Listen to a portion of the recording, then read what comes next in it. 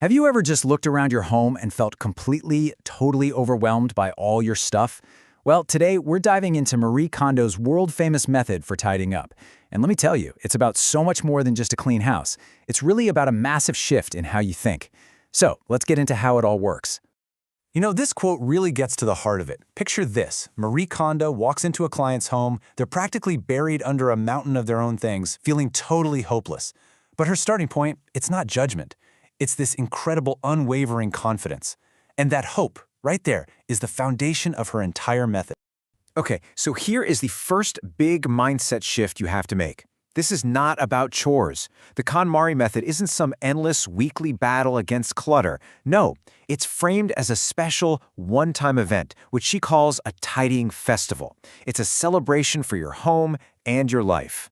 But, before we can get to the festival, we have to talk about the problem. That feeling of anxiety, right? Of just being weighed down by the sheer volume of things we own. It's a stress that pretty much everyone can relate to. This quote from one of her clients is just so real, isn't it? It perfectly captures that feeling of being completely stuck, thinking, my situation is just too far gone, it's impossible to fix. This is the exact feeling her method was built to solve. So, how do you go from feeling completely stuck to finally feeling in control? Well, it all starts with a core idea that is radically different from anything you've probably heard before. This isn't just about cleaning up. It's about changing the entire relationship you have with your belongings. This question just flips the whole idea of decluttering on its head. Think about it. Most of us see it as a negative task, right? We walk around our house looking for things to get rid of, things to throw away. But what if that's the completely wrong way to approach it? And boom, there's the answer. It's such a powerful, positive shift in perspective. You're not on a mission to find trash. Instead, you are actively, consciously curating a life filled only with things that you absolutely love.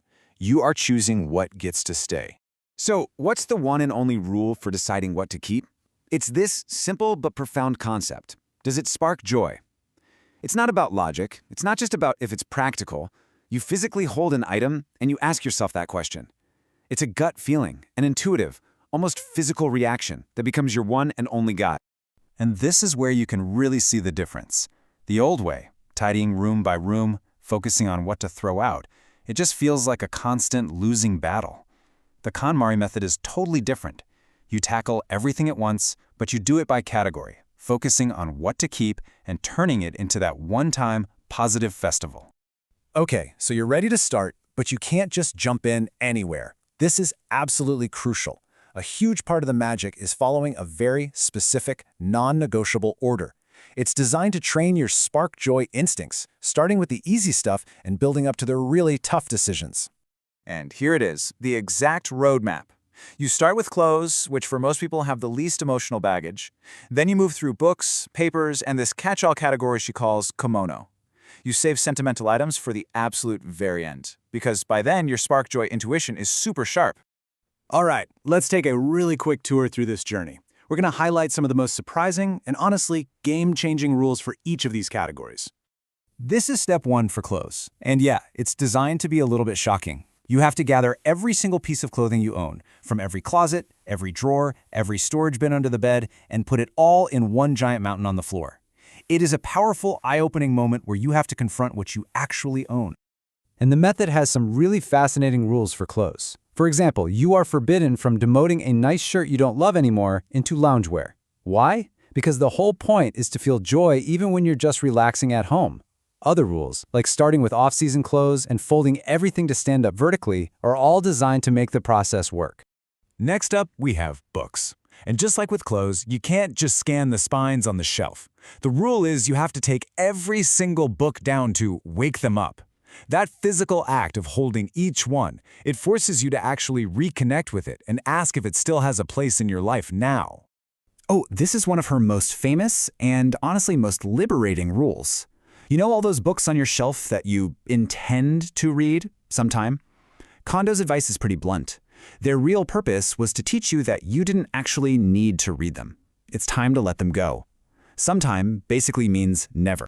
Now we get to papers, and the approach here is, well, ruthless but incredibly effective. Kondo's argument is that papers will never spark joy. So the default action is to discard everything. The only exceptions are papers that are currently in use, needed for a short time, or must be kept forever, like legal documents. That's it. Everything else goes. After you survive the paper purge, you hit this huge, sprawling category of kimono, or miscellaneous stuff. This is basically everything else. It's the kitchen gadgets, the electronics, the makeup, the spare change, all those random things you keep just in case. And to give you an idea of how wild the kimono category can get, check this out. In one client's home, Kondo found 20,000 cotton swabs. That's a 55-year supply. It's the perfect kind of funny example of how our anxiety about running out of something leads us to stockpile things we will never, ever use. And that brings us to the final challenge. We've arrived at the emotional peak of the Tidying Festival. This is the last and by far the most difficult category: sentimental items. See, this last step is about so much more than just old photos and letters. It's about consciously looking at your past. The idea is to thank each memento for the joy it brought you or the lesson it taught you, and then let it go. By doing this, you're not just making space in your home, you're making space in your life for the person you are right now and the person you want to become. Which brings us to the real reward of this entire process. Because the ultimate goal isn't just to have a perfectly neat house. It's about a much deeper, much more profound internal shift.